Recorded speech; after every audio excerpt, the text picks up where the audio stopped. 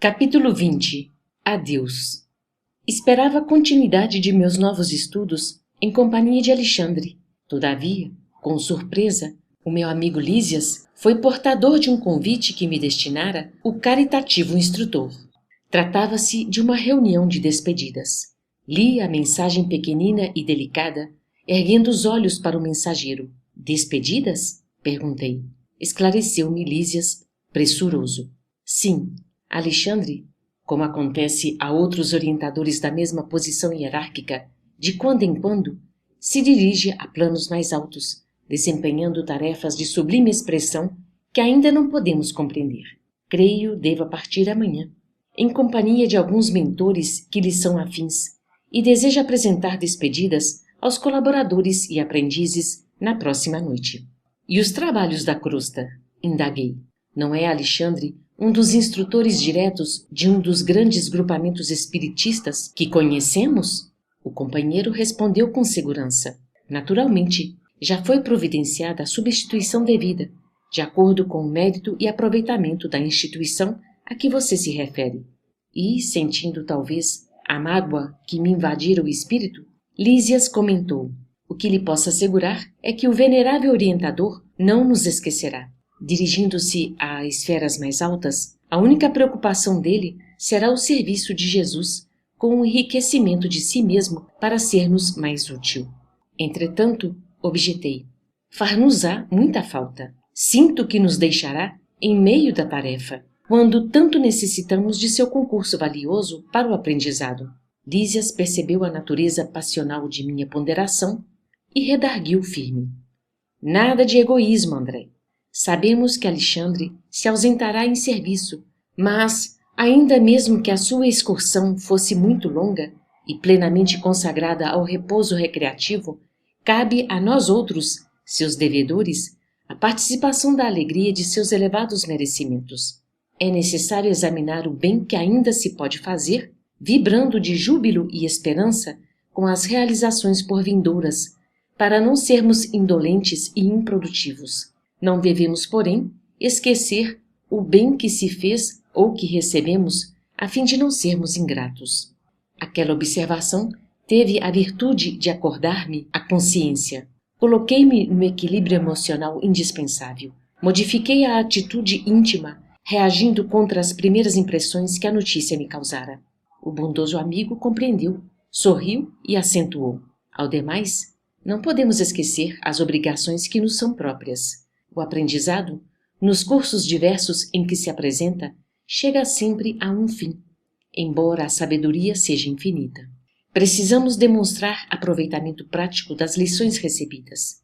Que melhor testemunho de assimilação poderemos dar a um instrutor amigo que o de receber-lhe o campo de serviço em que sua bondade nos iniciou até que ele volte da provisória excursão? É verdade, exclamei. E, reanimado pela palavra esclarecedora do companheiro, conversamos por abençoados minutos, prometendo-me Lísias regressar ao crepúsculo a fim de seguirmos juntos para a reunião referida. À noitinha, voltava o prezado companheiro e pusemo-nos a caminho em agradável palestra. Contemplado de nossa colônia espiritual, o firmamento mostrava-se singularmente belo. Numerosas constelações brilhavam deslumbrantes e a lua, muito maior do que ao ser vista da crosta planetária, figurava-se mais acolhedora e tranquila. Distantes do bombardeio dos raios solares, que renovam a vida incessantemente, as flores exalavam um delicioso perfume, dançando de mansinho aos sopros do vento leve. Muitos aprendizes de Alexandre, comentava Lísias alegremente, virão visitá-lo esta noite. Mantenhamo-nos à altura dos demais, conservando atitudes interiores de gratidão e serenidade. Concordava, com esforço, lembrando-me das sublimes lições recebidas. Alexandre sabia fazer-se amar. Superior sem afetação, humilde sem servilismo, orientador sempre disposto, não somente a ensinar, mas também a aprender. Atendia aos elevados encargos que lhe eram atribuídos, sem qualquer desvario do eu, profundamente interessado em cumprir os desígnios do Pai e em aceitar nossa cooperação singela, aproveitando-a. Em virtude da sua abençoada compreensão, aquele afastamento do instrutor embora temporário, doía-me no espírito. Nessas disposições íntimas, contra as quais reagia prudentemente, alcançamos o belo edifício residencial onde se reuniria a afetuosa assembleia. Entramos. Surpreendeu-me o salão magnificamente iluminado. Não havia luxo decorativo no interior. Todavia, o lampadário, em forma de estrelas, irradiando claridade azul brilhante, proporcionava ao ambiente uma expressão de misteriosa beleza, de mistura com elevada espiritualidade. Delicados e simbólicos arabescos de flores naturais adornavam as paredes, dando-nos a impressão de alegria e bem-estar. Apresentado por Lísias a diversos companheiros, certifiquei-me, depressa, do pequeno número de aprendizes que ali se congregariam. Compareceriam apenas os discípulos de Alexandre, com permanência eventual em nossa colônia. 68 colegas, inclusive 15 mulheres. Todos os presentes referiam-se ao mentor amoroso com palavras encomiásticas. Éramos todos nós grandes devedores ao seu coração. Verificada a presença de todos os convidados, veio até nós o benévolo instrutor, dividindo o carinho de suas saudações com cada um, sem desperdício de atitudes exteriores. Era o mesmo Alexandre, admirável e simples. Irmanado conosco, deixando-nos inteiramente à vontade, entendeu-se com todos nós, individualmente, a respeito das nossas tarefas, estudos, realizações. Em seguida, com toda a naturalidade, começou a falar-nos em tom paternal. Sabem vocês o objetivo da presente reunião. Quero apresentar-lhes minhas despedidas, em virtude da ausência temporária a que sou compelido por elevadas razões de serviço. Notei pelo olhar dos circunstantes que a maioria partilhava comigo o mesmo desgosto. Devíamos intensamente a aquele espírito sábio e benevolente. Depois de pequena pausa, continuou. Conheço a pureza do amor que vocês me dedicam e estou certo de que não ignoram a extensão da estima que lhes consagro. É natural. Somos amigos na mesma empresa do bem e associados felizes na execução da divina vontade. Companheiros de luta construtiva, pesar-nos-ia, sobremaneira, a separação de agora, não obstante efêmera, se não guardássemos no âmago d'alma a luz do esclarecimento. Nesse ponto, Alexandre fez longo intervalo, descansando seus olhos nos nossos, como a perscrutar-nos o íntimo, e prosseguiu. Alguns colaboradores, a quem muito devo, endereçaram-me apelos para que permaneça em nossa colônia de trabalho, gentileza que agradeço comovido. Não vibra em minhas palavras qualquer prurido de personalidade, mas a estima recíproca e fiel a que nos devotamos. Urge considerar, porém, meus amigos, que este servo humilde não deve absorver o lugar que Jesus deve ocupar em suas vidas. É muito difícil descobrir o amor sem jaça e a ele nos entregarmos sem reservas. E porque essa dificuldade é flagrante em todos os caminhos de nossa evolução, quase sempre incidimos no velho erro da idolatria. É bem verdade que nos encontramos numa assembleia de corações simples e amigos, e que não cabem, nesta sala, vastas e maciças considerações filosóficas para restringirmos-nos ao abençoado setor do sentimento. Mas não posso ver fugir a oportunidade de sérias reflexões em torno do problema dos laços sagrados que nos unem, sem algemar-nos uns aos outros. Nossa estrada de aperfeiçoamento, bem como a senda de progresso da humanidade terrestre em geral, tem sido tortuoso caminho no qual pisamos sobre os ídolos quebrados. Sucedem-se nossas reencarnações e as civilizações repetem o curso em longas espirais de recapitulação, porque temos sido invigilantes quanto aos caminhos retos. Verificando-se nova pausa, em sua afetuosa e significativa exposição, observei que profundo respeito nos identificava a todos em face da palavra venerável. Temos criado muitos deuses à parte, continuou o instrutor, comovido, para destruí-los muita vez, em profundo desespero do coração, quando a realidade nos dilata a visão ante o horizonte infinito da vida. Na procura do conforto individual, em face de problemas graves de nossa vida, raramente encontramos a solução, e sim a fuga, da qual nos valemos com todas as forças de que somos capazes para adiar indefinidamente a ação imprescindível da corrigenda ou do resgate. Virá, porém, o dia da restauração da verdade, o momento de nosso testemunho pessoal. Ele pousou em nós o olhar muito lúcido, onde víamos o reflexo de serena emotividade, e depois de longa pausa, retomou as elucidações das despedidas. É por isso, meus amigos, prosseguiu em tom fraterno, que o orientador consciencioso de sua tarefa não pode fugir aos imperativos da evolução de seus tutelados. De quando em quando, é necessário deixar o discípulo entregue a si mesmo, ainda que as mais belas notas de carinho nos sugiram o contrário. Junto do instrutor, o aprendiz quase sempre apenas observa. À distância, porém, experimenta e age, vivendo o que aprendeu. É indispensável desenvolver os valores ilimitados inerentes a cada um de nós, guardados como divina herança no potencial de nosso mundo íntimo. A proteção inconsciente, que subtrai o protegido ao clima de realização que lhe é próprio, elimina os germes do progresso, da elevação, do resgate individual. Estabelecer a dependência dessa ordem é criar o cativeiro do espírito, que anula nossa capacidade de improvisação e estimula os vícios do pensamento.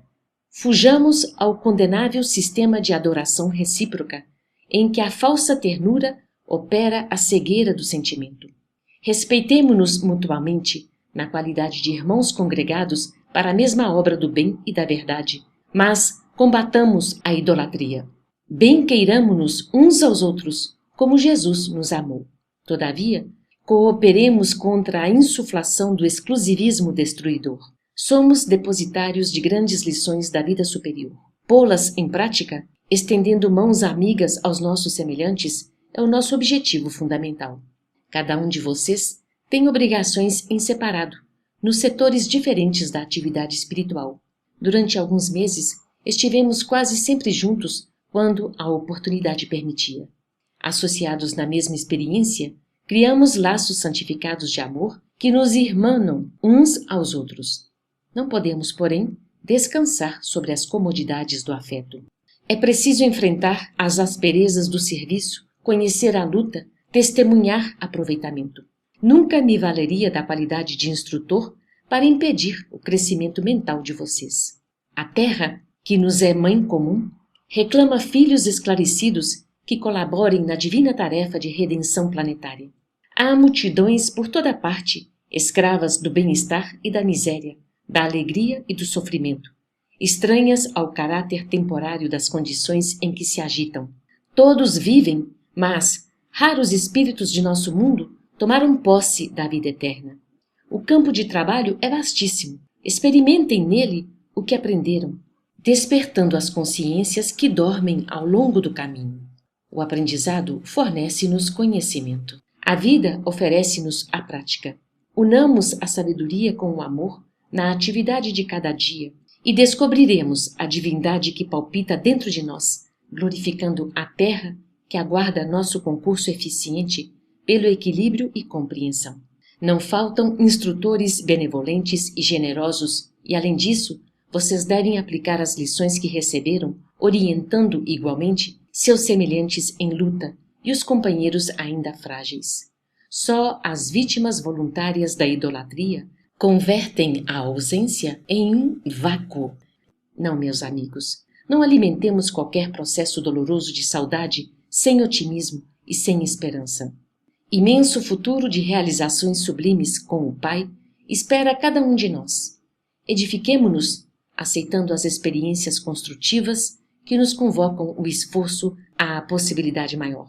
Estimo profundamente a consolação individual, mas, acima de nosso conforto, devemos procurar a libertação com o Cristo.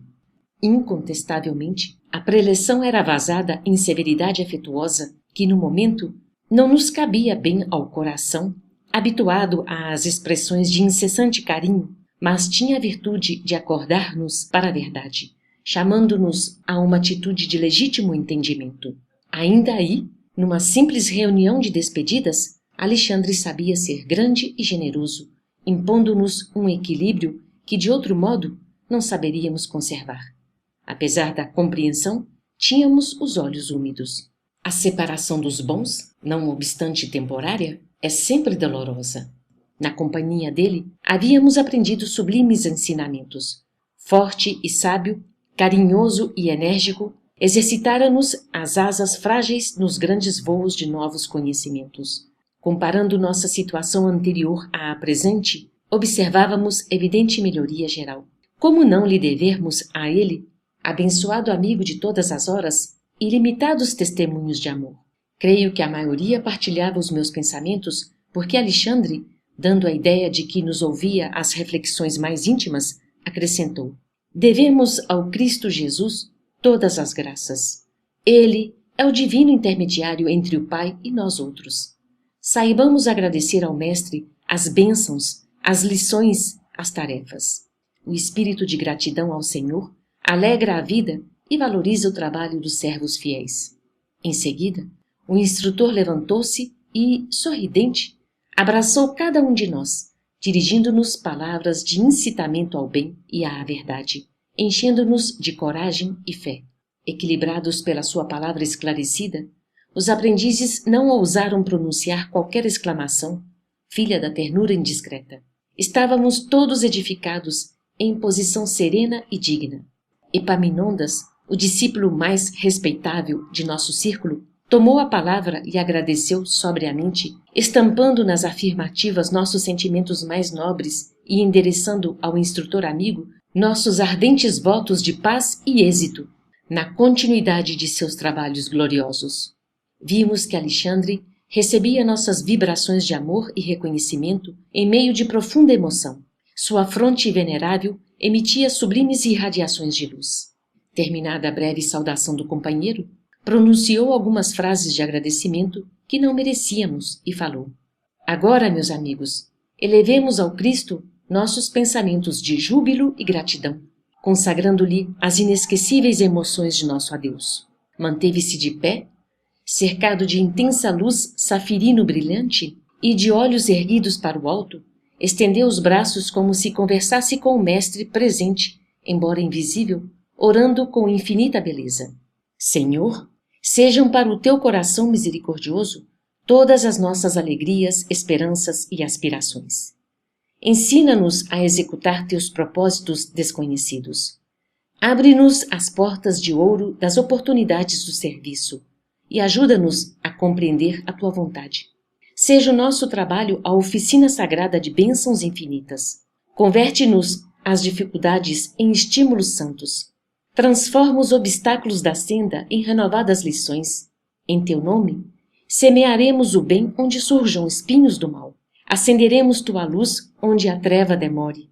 Verteremos o bálsamo do teu amor onde corra o pranto do sofrimento. Proclamaremos tua bênção onde haja condenações. Desfraldaremos tua bandeira de paz junto às guerras do ódio. Senhor, dá que possamos servir-te com a fidelidade com que nos amas e perdoa nossas fragilidades e vacilações na execução de tua obra. Fortifica-nos o coração, para que o passado não nos perturbe e o futuro não nos inquiete, a fim de que possamos honrar-te a confiança no dia de hoje que nos deste para a renovação permanente até à vitória final.